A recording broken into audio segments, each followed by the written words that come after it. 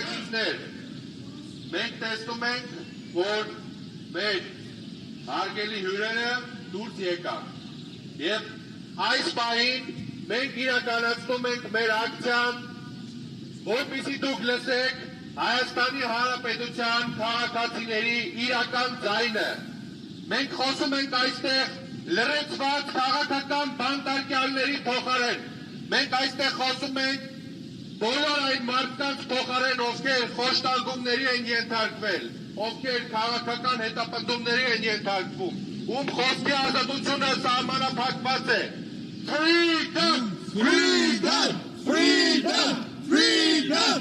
Freedom! Freedom! Freedom!